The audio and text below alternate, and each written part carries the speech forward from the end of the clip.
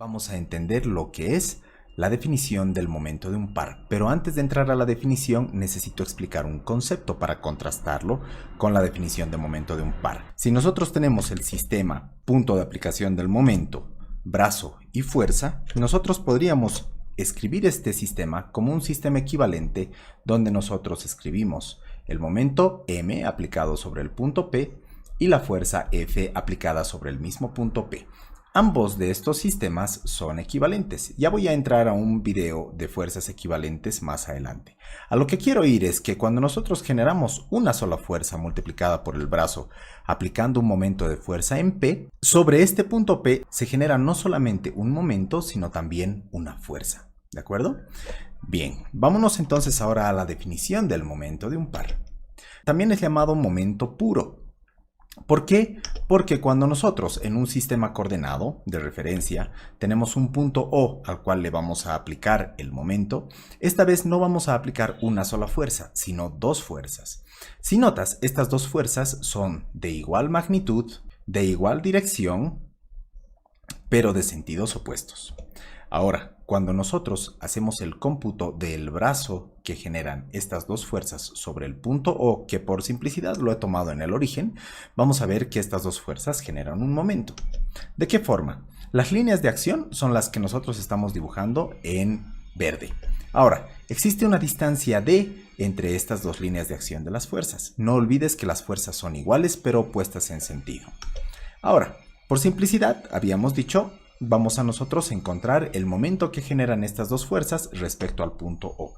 Como la distancia es d entre las dos líneas de acción, entonces podríamos imaginar que las dos líneas de acción están separadas a una distancia de medios de nuestro punto de aplicación del momento. Si nosotros sacamos la fórmula del momento que se genera producto de estas dos fuerzas, vamos a tener que esta fuerza está generando un momento positivo antihorario respecto al punto O igual al brazo de medios multiplicado por el módulo de la fuerza. Y eso lo tenemos acá. Luego, esta otra fuerza también está girando en el sentido antihorario respecto de nuestro punto O y tiene un brazo de medios. Y eso lo tenemos acá. Sumando las dos contribuciones de F por d medios más F por d medios, tenemos que el momento sobre el punto O es igual a d por F. Hasta acá todo bien. Entonces, la contribución de estas fuerzas separadas una distancia de medios del origen nos da un momento de fuerza igual a d por F. Por otro lado, notarás que como estas fuerzas son iguales en magnitud pero opuestas en sentido, si hacemos nosotros la sumatoria de fuerzas vectoriales, esto nos va a dar igual a 0. Por tanto, no hay una resultante de fuerzas aplicada en el punto O, solamente momentos. Es de ahí de donde nace este concepto de momento puro. Ahora, vámonos a hacer un experimento. Vamos a ver qué pasa cuando nosotros desplazamos estas dos fuerzas. Esta vez, las dos fuerzas no las vamos a aplicar equidistantes al punto O, una distancia de medios, sino que las vamos a desplazar un poco. ¿Qué tal si las desplazamos esta distancia? Fíjate, la primera fuerza está aplicada a d cuartos del punto de origen, del punto de aplicación, y la segunda fuerza a 3/4 de d. Sumando d cuartos más 3/4 de d, obtenemos la misma distancia de entre las líneas de acción de las fuerzas. Pero esta vez las distancias ya no son equidistantes al punto de aplicación del momento. Ahora, repetimos el mismo procedimiento de antes. Vamos a computar la suma de los brazos por las fuerzas aplicados al punto O. Tenemos lo siguiente. El momento resultante sobre el punto O, este es el punto O, va a ser igual a d cuartos por F, ¿dónde está d cuartos? D cuartos por F, más 3/4 de d por F. Nota que los signos son positivos en ambos casos, ya que ambas fuerzas están intentando girar en el sentido antihorario respecto del punto O. Si nosotros hacemos la suma de las dos contribuciones de las fuerzas por los brazos, obtenemos el mismo resultado. Y también en este caso, la suma de las fuerzas sigue siendo 0. Ahora vamos a ver qué pasa si nosotros rotamos las fuerzas, además de desplazarlas hacia un lado. Notarás que nada cambia, todo sigue exactamente igual a antes. Este mismo fenómeno podría darse incluso si las fuerzas estuvieran muy alejadas del punto de aplicación del momento O. Es por eso que cuando se genera un momento producto de este par de fuerzas, este momento se lo llama también un vector libre, porque este momento puede aplicarse en cualquier punto y va a dar la misma resultante de momento de fuerza. ¿Qué tal si ahora acomodamos nuestras fuerzas en esta configuración? Vas a notar que el resultado es exactamente el mismo. La única diferencia es que ahora es mucho más fácil de calcular el momento de fuerza respecto al punto O. ¿Por qué? Porque esta línea de acción de menos F está pasando por el punto de aplicación del momento. Por tanto, menos F no tiene brazo. Y la única fuerza que hace brazo es F multiplicada por el brazo. El resultado es el mismo. El momento es igual a D por F. Como había mencionado antes, por este motivo se denominan a los momentos de par vectores libres. Vámonos ahora a un ejemplo. ¿Qué nos pide el ejemplo? Encontrar la fuerza resultante y encontrar el momento resultante aplicado en el punto O. Entonces vamos con la solución. Para empezar, si nosotros hacemos la sumatoria de fuerzas en X, tanto fuerza hacia arriba como fuerza hacia abajo no tienen componentes en X, por tanto la sumatoria de fuerzas en X es 0. En la sumatoria de fuerzas en Y nosotros tenemos más 50 menos 50 igual 0. Por tanto el punto O no va a sentir que exista ninguna fuerza aplicada hacia ese punto. Si imaginas este punto como el centroide de una caja, entonces podríamos imaginar que no existe fuerza que intente desplazar la caja hacia ningún sentido. Continuamos ahora con el análisis. Si hacemos la sumatoria de momentos, vamos a obtener lo siguiente. Tenemos que dibujar las líneas de acción de las fuerzas. Acá tenemos la línea de acción de la fuerza de 50 hacia arriba y la línea de acción de la fuerza de 50 hacia abajo no la necesitamos. Entonces, empezamos. La fuerza de 50 yendo hacia arriba, cuya línea de acción está intersectando en el eje X a una distancia 7 del origen o del punto de aplicación del momento, va a generar un momento de 50 por 7. ¿Cuál es la dirección en la cual está intentando girar este vector? En el sentido antihorario respecto al punto O. Por tanto, el sentido del momento es positivo. Vámonos ahora al segundo término. Menos 50 por 11. ¿De dónde sale eso? El vector de 50, no porque esté yendo hacia abajo va a ser negativo, sino porque está intentando girar en el sentido horario respecto al punto O. Por tanto, todo el momento que se genere producto de estos 50 newtons multiplicados por el brazo de 11 van a ser negativos. Haciendo la suma, la operación de suma de estos dos términos, nosotros tenemos 350 menos 550 igual a menos 200 newtons metro. En este caso nosotros hemos hecho el cómputo del momento respecto del punto O. Pero ¿qué pasaría si nosotros hacemos el cómputo según la definición? Donde tenemos nosotros 50 hacia arriba, tenemos los 50 hacia abajo. Y si nosotros vemos las coordenadas de estos dos puntos, en X tenemos una separación de 4 unidades. Entonces, la multiplicación de 50 por 4 serían igual a los mismos menos 200. ¿En qué dirección están intentando girar estos dos vectores? En el sentido horario. Por tanto, el momento va a ser negativo. Notarás que ambos resultados son exactamente iguales. Ahora vámonos a una definición vectorial del momento de un par. Por simplicidad, estoy dibujando el sistema coordenado en un plano X y Y, pero también se aplica para un espacio cartesiano. ¿De acuerdo? Bien, vamos a imaginar entonces el punto de aplicación de nuestro par y vamos a nosotros dibujar dos puntos de aplicación de la fuerza, A y B. Se supone que por definición ambos vectores menos F y F tienen que tener la misma dirección, magnitud, pero sentidos opuestos. Ahora, ¿cómo hacemos las operaciones vectorialmente?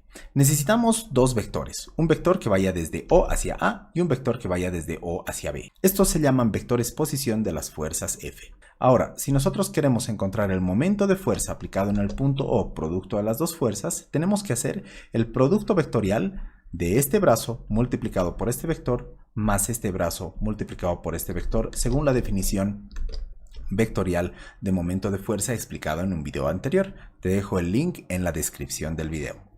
Entonces, comencemos con ese cálculo de momento de fuerza.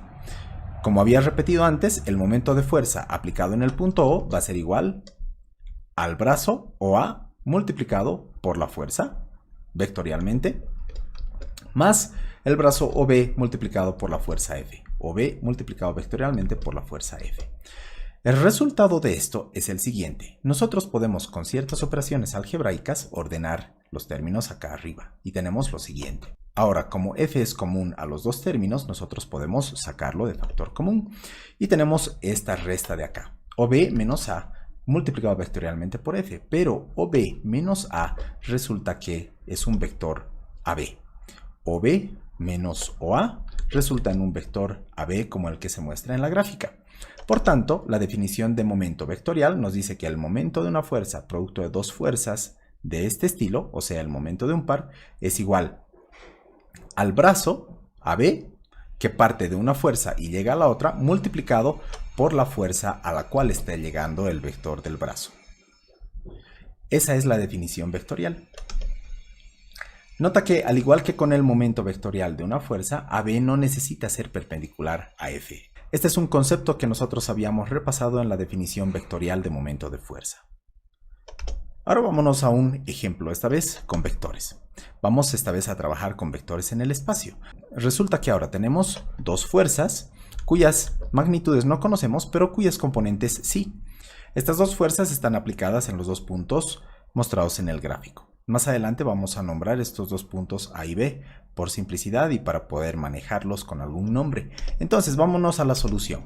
Primer punto, conocer los vectores posición de las fuerzas. Es acá donde nombramos los puntos A y B. Ahí están.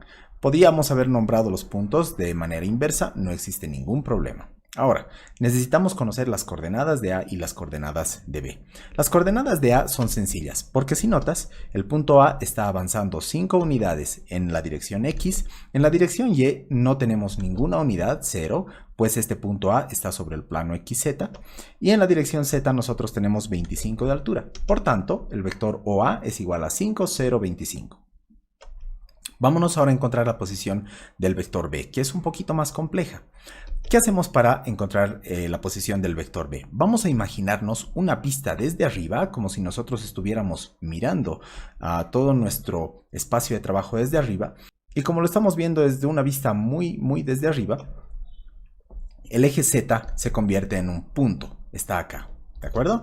Y como nosotros tenemos una vista superior, estamos viendo este triangulito que notas acá abajo, donde acá nosotros tenemos un ángulo recto de 90 grados, mostrado de la siguiente manera en el esquema que he hecho a la derecha. La vista está acá. Esta vista es una vista superior de nuestro espacio de trabajo. Este triángulo que tenemos, donde 11 es la hipotenusa, este sería el cateto opuesto del ángulo de 30 y este sería el cateto adyacente, se ven de la siguiente forma acá. Ahí lo tenemos. Entonces, este punto de acá es este, ¿sí? Luego, nosotros podemos sacar estas líneas perpendiculares tanto a los ejes X como Y para formar un triángulo imaginario en esta parte. Producto de este triángulo, nosotros podemos obtener las proyecciones. Si nosotros contamos con este ángulo y nosotros sabemos que la hipotenusa es de 11 metros, entonces la cota horizontal paralela al eje Y va a ser de 11 coseno de 30 y la cota vertical paralela a X va a ser 11 seno de 30. Si nosotros hacemos los cómputos de estos dos valores, nosotros tenemos en horizontal 9.52 y en vertical 5.5. Entonces nosotros ya tenemos las coordenadas en X y en Y de nuestro vector posición B. Nos falta la altura, pero la altura es fácil. Acá la tenemos, son de 20 metros. Por tanto, nuestro vector completo lo podemos escribir así. En X 5.5, en Y 9.52 y en Z 20. Una vez que tenemos entonces los dos vectores posición OA y OB, los podemos imaginar de la siguiente forma. El vector OA es este y el vector OB es este. Si recuerdas de la teoría, ahora tenemos que obtener un vector R que parta de A hacia B. Este es R. Vamos entonces a hacer eso. Ordenando un poco todo el análisis que hemos hecho acá, vamos a resumirlo en una siguiente diapositiva. Ahí está. Ahora, el segundo paso. Como habíamos dicho, vamos a encontrar el vector R. El vector R se define, como lo habíamos visto acá, aquí está R, es igual a OB menos OA. OB y OA ya los tenemos calculados. Por tanto, comenzamos con el cálculo. OB tiene estas componentes y OA tiene estas de acá, que las estoy escribiendo en forma vectorial en estos dos lugares. Ahora, haciendo una resta simple, 5.5 menos 5 son 0.5, 9.52 menos 0 son 9.52 y 20 menos 25 son menos 5. Ya tenemos entonces todos los componentes para comenzar a calcular nuestro momento del par. Nota lo siguiente, cuando yo haga el cálculo del par de fuerzas, si R lo he tomado arrancando en A y llegando a B, nosotros tenemos que tomar esta fuerza para multiplicarla vectorialmente por R. Más correctamente, R multiplicada vectorialmente por esta fuerza. No puedo yo tomar este vector R y esta fuerza de acá. ¿De acuerdo? Muy bien. Entonces, ahora obteniendo el momento del par, vamos con nuestro arreglo matricial para encontrar el momento de nuestro par. Y JK son los vectores unitarios para nuestra multiplicación vectorial. Habíamos dicho que en la segunda fila tiene que ir el vector de brazo y en la tercera fila tiene que ir nuestro vector de fuerza. Entonces, ahora lo que hacemos es lo siguiente. Vamos a escribir el momento resultante, el momento del par resultante va a ser igual a el vector unitario y, o si quieren, la componente en X. Ahora anulamos filas y columnas de y hacemos la multiplicación de 9,52 por menos 1 menos 2 por menos 5. Eso escrito acá abajo, lo tenemos ahí. Tienes que tener mucho cuidado con los signos en esta parte porque suele ser bastante común confundirse y equivocarse en este sector. Luego para la componente j, anotamos menos j. Nota que este signo menos es parte de la fórmula. Entonces, anulamos filas y columnas de la posición en j y hacemos la multiplicación. 0.5 menos 1 multiplicado por menos 10 por menos 5. Lo explicamos mejor aquí abajo. 0.5 por menos 1, 0.5 por menos 1, menos este término multiplicado por este término, menos este término multiplicado por este. Y finalmente tenemos más k, este signo más también es intrínseco de la fórmula, y ahora anulamos filas y columnas del vector unitario k y hacemos la multiplicación. 0.5 por 2 menos 10 por 9.5. Ahí lo tenemos. Si nosotros hacemos los cómputos dentro de estos tres términos, simplificando todo, resulta en esos valores. A mí no me gusta tanto esta notación con vectores unitarios, por tanto voy a reescribir este momento de par de la siguiente manera. Y con esto nosotros terminaríamos el ejemplo. Ahora, como había mencionado antes, este momento de un par nosotros podemos dibujarlo en cualquier punto. Podemos dibujarlo acá, acá, acá, donde ustedes quieran. Sin embargo, el momento de un par para propósitos prácticos sí es aplicado en un punto específico. Solamente por propósitos matemáticos y conceptuales, este momento podría aplicarse en cualquier parte y el resultado va a ser el mismo.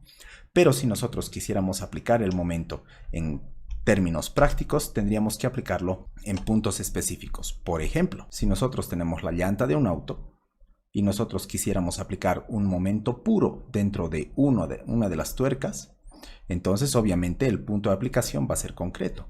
Y lo que vamos a hacer es aplicar una fuerza acá y otra fuerza en este otro lado. El momento que resulte producto de la aplicación de las fuerzas va a ser igual. Si nuestras fuerzas están separadas a una distancia d, entonces el momento producto de estas dos fuerzas, o el par, va a ser igual a F por d. Ahora, ¿qué pasa si todo este sistema de fuerzas lo aplicamos fuera de la tuerca? Imagina que nosotros tenemos acá una barra mediante la cual podemos transmitir el momento hacia la tuerca.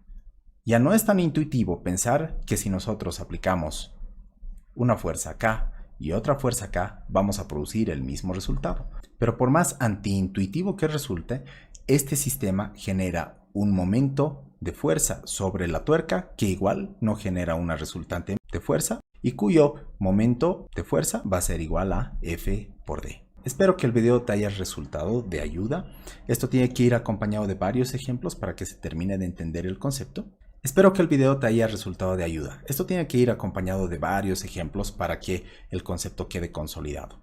Valga una aclaración más. Cuando nosotros ya hablemos de vigas, generalmente la viga más sencilla se la puede representar mediante un apoyo fijo y un apoyo móvil y además de un solo tramo. Y muchas veces nos encontramos con ejercicios donde aparecen este tipo de momentos.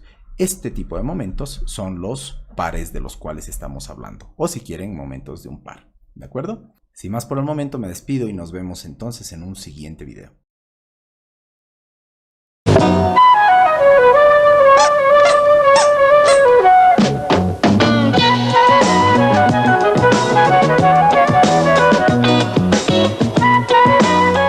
Máquinas simples, palancas.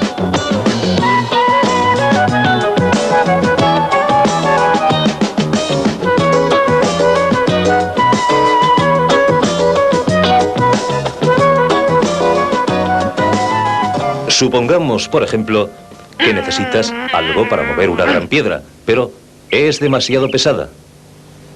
Una máquina simple que podría ayudarte en este caso es la palanca.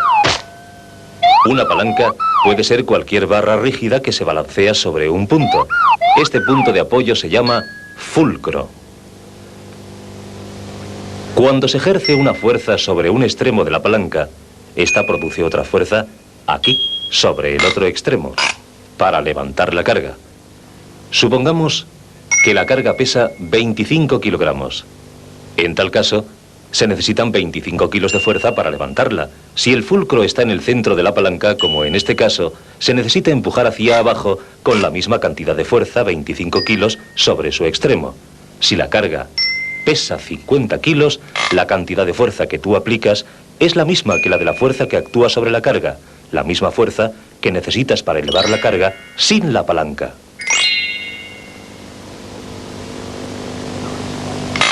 Observa el recorrido de dos extremos de la palanca. Si empujas tu extremo hacia abajo, una distancia de 2 unidades, el otro extremo se elevará 2 unidades. Si mueves tu extremo 3 unidades, el otro extremo también se moverá 3 unidades. Por consiguiente, cuando el fulcro está en el centro, la fuerza es la misma en ambos extremos y también lo es la distancia que recorre cada extremo. Esta palanca facilita tu trabajo solo cambiando la dirección de la fuerza. Permite que empujes hacia abajo para levantar algo hacia arriba. Si elevas algo directamente, solo tus propios músculos hacen el trabajo. Pero cuando empujas hacia abajo, tu peso puede ayudarte utilizando tu propio peso como una fuerza. Con la palanca colocada así, puedes elevar algo que pese menos que tú, pero no algo que pesa más. Pero supongamos que mueves el fulcro. Ahora puedes levantar algo que pese más que tú. ¿Por qué? El brazo de carga, esto es, la longitud desde la carga al fulcro, es menor que el otro brazo.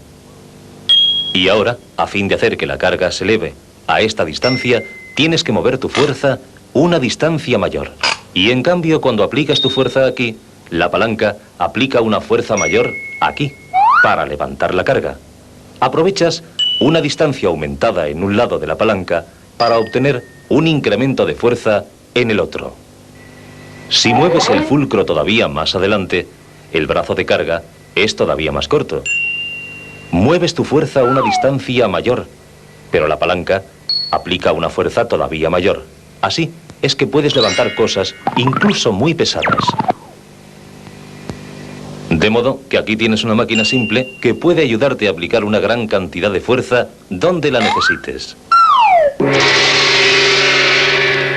Con frecuencia utilizas una palanca de esta clase cuando usas una herramienta. Por ejemplo, cuando recoges tierra con una pala. La tierra es la carga. Este punto sobre el suelo es el fulcro y tú aplicas tu fuerza aquí. Y cuando arrancas un clavo con un martillo, estás utilizando otra, solo que ahora la palanca está inclinada, pero funciona de la misma manera. El brazo largo recorre una distancia mayor y el brazo corto produce una fuerza mayor. Naturalmente el clavo no pesa más que tú, pero sería extremadamente difícil extraerlo sin una palanca. Necesitas una fuerza extra.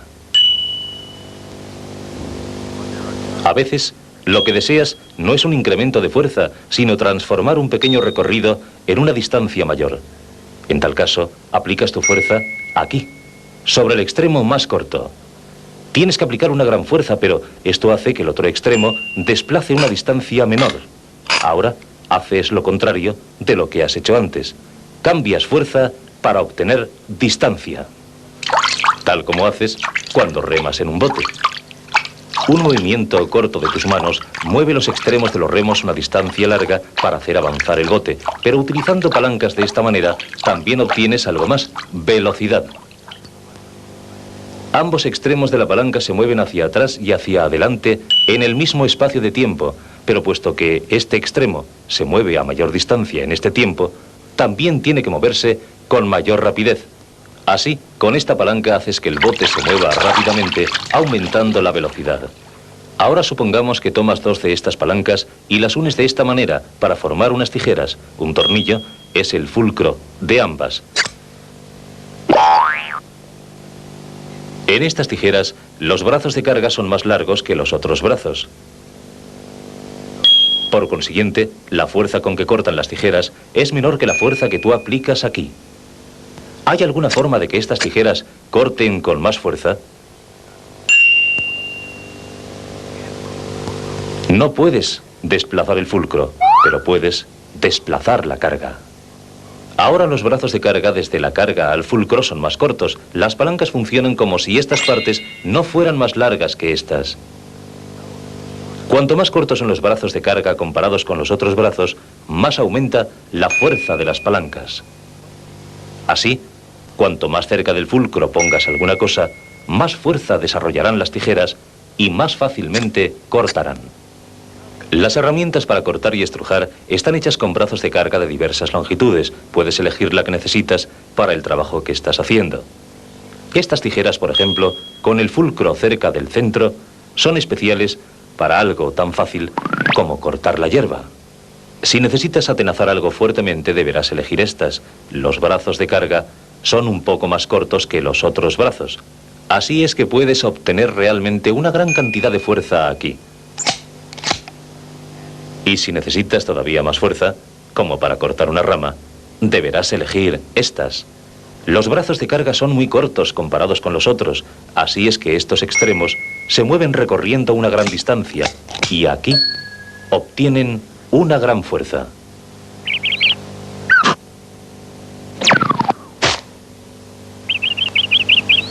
Pero las palancas con el fulcro cerca de un extremo no son las únicas clases de palancas que pueden multiplicar la fuerza.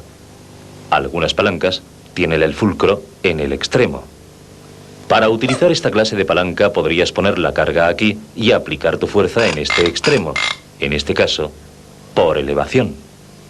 Ahora, ¿dónde está el brazo de carga? La regla es que el brazo de carga va siempre desde la carga, donde quiera que esté, al fulcro. Y el otro brazo va de ti al fulcro. Por consiguiente, en esta palanca, los dos brazos se cruzan. Si mueves tu extremo una distancia larga, la carga se mueve una distancia más corta. Y en cambio, cuando tú levantas aquí, con una pequeña fuerza, la palanca aplica una fuerza mayor aquí. Así, una vez más, estás aprovechando una distancia mayor para obtener una fuerza superior. Pero observa que con esta palanca, ambas fuerzas siguen la misma dirección. Supón que alargas el brazo de carga moviendo la carga hacia ti y después todavía más largo. Esta clase de palanca solamente aplica una cantidad pequeña de fuerza. Tú pones el resto. De nuevo, cuanto más corto es el brazo de carga comparado con el otro brazo, más fuerza aplicará la palanca para ayudarte a elevar. Usas esta clase de palanca cuando utilizas una carretilla. Este es el fulcro. Cuanto más cerca del fulcro colocas la carga, esto es, acortando el brazo de carga, más te ayudará la palanca y más carga podrás elevar. Empleas estas dos palancas a la vez cuando usas un cascanueces.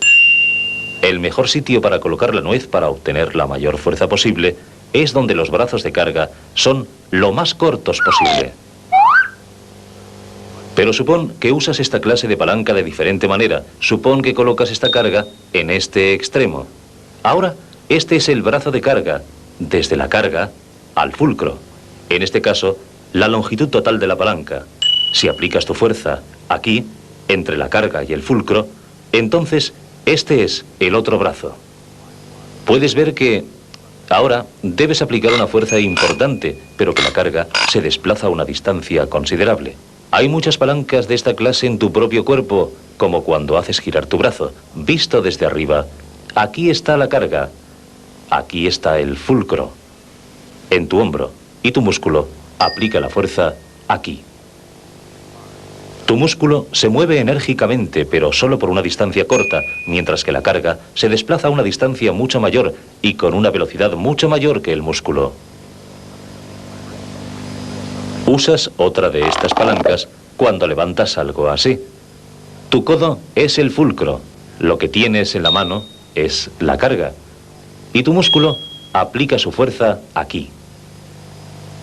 Y cuando muerdes, estás utilizando otra. Aquí está el fulcro. Y aquí es donde tu músculo aplica su fuerza.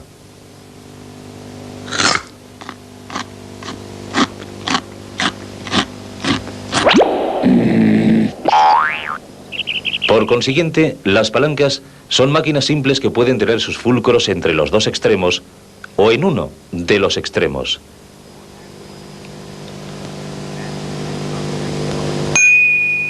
Y según dónde colocas la carga y aplicas la fuerza, puedes utilizar una palanca para aumentar la fuerza o la distancia o la velocidad.